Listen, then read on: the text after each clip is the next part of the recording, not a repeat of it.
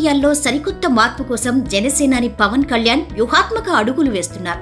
ఆంధ్రప్రదేశ్లో సాధించిన అఖండ విజయంతో రెట్టింపు ఉత్సాహంలో ఉన్న జనసేన ఇప్పుడు తన ప్రాబల్యాన్ని పొరుగు రాష్ట్రాలకు విస్తరించేందుకు సిద్ధమైంది.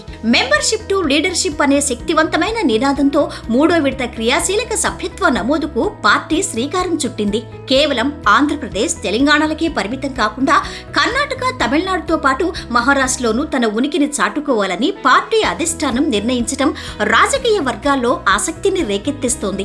రాబోయే పార్టీ ఆవిర్భావ దినోత్సవం నాటికి రికార్డు స్థాయిలో సభ్యులను చేర్చుకోవటం ద్వారా దక్షిణాదిలో బలమైన శక్తిగా ఎదగాలని పవన్ కళ్యాణ్ స్పష్టమైన లక్ష్యాన్ని నిర్దేశించారు.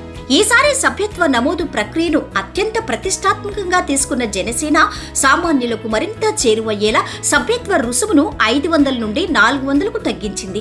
కార్యకర్తల సంక్షేమానికి పెద్దపీట వేస్తూ భారీ ఇన్సూరెన్స్ ప్యాకేజీని ప్రకటించింది.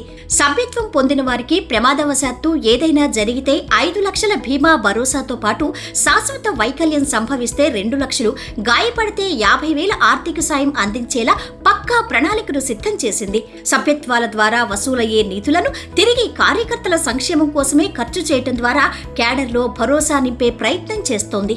పార్టీ నిర్మాణంలో క్రమశిక్షణ, నిబద్ధతను పెంచేందుకు ఈసారి సభ్యత్వాలను 3 విభిన్న వర్గాలుగా విభజించారు.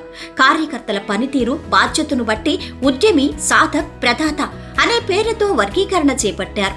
ఈ వినూత్న పద్ధతి ద్వారా గ్రామస్థాయి నుండి నాయకత్వ లక్షణాలున్న వారిని గుర్తించి భవిష్యత్తులో వారికి కీలక బాధ్యతలు అప్పగించాలని పార్టీ భావిస్తోంది. ఇప్పటికే గత 2 విడతల్లో 13 లక్షల మందికి పైగా సభ్యులను నమోదు చేస్తున్న జనసేన ఈ 3వ విడత ద్వారా ఆ సంఖ్యను గణనీయంగా పెంచుకోవాలని లక్ష్యంగా పెట్టుకుంది. దక్షిణాది రాష్ట్రాల్లో చెప్పుకోదగ్గ స్థాయిలో ఉన్న పవన్ కళ్యాణ్ అభిమాన గణం మరియు మద్దతుదారులను అధికారికంగా పార్టీలోకి ఆహ్వానించడం ద్వారా ఆయా రాష్ట్రాల్లో రాజకీయంగా వెళ్లాలనుకోవాలన్నది జనసేన వ్యూహం. సిద్ధాంతాల ప్రకారం సంస్థాగత బలోపేతమే ధ్యేయంగా సాగుతున్న ఈ సభ్యత్వ డ్రైవ్ను పవన్ కళ్యాణ్ స్వయంగా పర్యవేక్షిస్తుండటంతో శ్రేణుల్లో కొత్త ఉత్సాహం నెలకొంది. ఏపీలో చక్రం తిప్పిన జనసేన ఇప్పుడు సౌత్ ఇండియా పాలిటిక్స్లో ఎలాంటి ప్రభావం చూపనుందో వేచి చూడాలి.